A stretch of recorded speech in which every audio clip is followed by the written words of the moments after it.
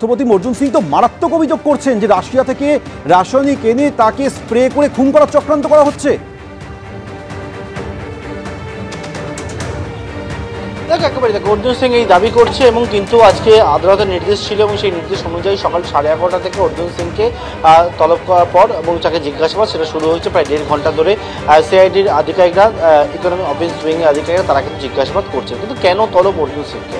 যে বিষয়ে তলব সেটি হচ্ছে যে 2020 সালে অর্জুন সিংয়ের বিরুদ্ধে একটা মামলা হয় যে তিনি ভাটপাড়া মিউনিসিপ্যালিটি চেয়ারম্যান থাকাকালীন অবস্থায় ডোর টু ডোর কিছু কাজের নামে টেন্ডার পাইয়ে দেওয়া হয় এবং সেইখান থেকে কিন্তু 4.5 কোটি টাকা দুর্নীতি, সেই দুর্নীতির অভিযোগ ওঠে। সিআইডির দাবি তারা তদন্ত করতে গিয়ে জানতে পেরেছে মোট 4টি সংস্থাকে টেন্ডারের জন্য ডাক দেওয়া হয়েছিল। তার মধ্যে যে সংস্থা বরাত পায় সেই সংস্থাটির কোনো রকমভাবে কাজের কোনো পূর্ব অভিজ্ঞতা ছিল না। সেই সংস্থার মালিক কারা? সেই সংস্থার মালিক হচ্ছে অর্জুন সিংয়ের যারা একেবারে নিকট আত্মীয়, যেমন ছেলে আর তার পাশাপাশি ভাই, জামাই এবং এইরকম কিন্তু আত্মীয়রা তারা রয়েছেন। এবং পাশাপাশি এই যে সংস্থা, এই সংস্থা বরাত পায়। অন্যদিকে আরও যে 3টি সংস্থা রয়েছে, টেন্ডারে মোট 4টি সংস্থা যোগ দিয়েছিল, বাকি যে 3টি সংস্থা সেটাও কিন্তু তারা আত্মীয় বা দূর সম্পর্কের আত্মীয়রা সেই টেন্ডারে কিন্তু ডাক পেয়েছিল। অর্থাৎ এই টেন্ডারে একটা দুর্নীতি, সেই ডাকের ক্ষেত্রে সেই দুর্নীতির অভিযোগ জমা পড়ে, সেই অভিযোগে তদন্তে নামে সিআইডি।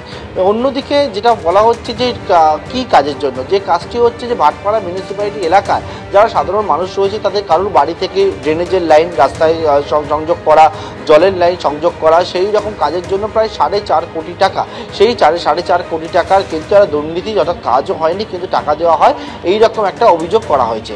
এবং সেই অভিযোগের পরিপ্রেক্ষিতেই অর্জুন সিংকে তলব এবং তলব করে জিজ্ঞাসাবাদ, এবং সেই জিজ্ঞাসাবাদ ইতিমধ্যে শুরু করেছেন সিআইডির গোয়েন্দারা। তবে অর্জুন সিংকে একেবারে স্পেসিফিক জানতে চাওয়া হয় এই যে টেন্ডারের ক্ষেত্রে তার বিরুদ্ধে যে অভিযোগটা উঠছে, সেক্ষেত্রে কিন্তু এখন ভবানী ভবনে অর্জুন সিং ঢোকার মুখে তিনি জানান যে টেন্ডার যাদেরকে ডাকা হয় সেই ক্ষেত্রে কিন্তু এটাই যারা অফিসার রয়েছেন তারা জানেন, এক্ষেত্রে চেয়ারম্যানের কোনো ভূমিকা থাকে না। আর যে অর্জুন সিং বর্তমানে সিআইডির ইকোনমিক অফিস উইংয়ে যারা তদন্ত করে তাদের মুখোমুখি হয়েছে, প্রায় 1.5 ঘন্টা হয়ে গেল ভবানী ভবনে জিজ্ঞাসাবাদ চালানো হচ্ছে বিজেপির নেতা অর্জুন সিংকে।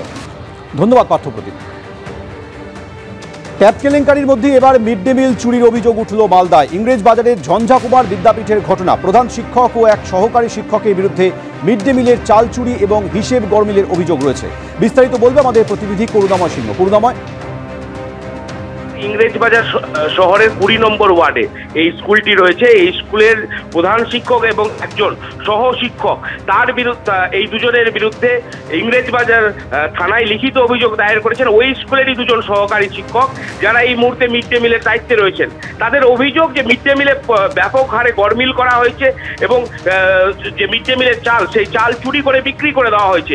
এই অভিযোগ তুলে তারা প্রথমে জেলা শাসকের কাছে অভিযোগ দায়ের করেন এবং ইংরেজবাজার পৌরসভার চেয়ারম্যানের কাছে অভিযোগ দায়ের করেছিলেন এবং এরপর তারা সরাসরি ইংরেজবাজার থানায় এই প্রধান শিক্ষকের নামে অভিযোগ দায়ের করেছেন।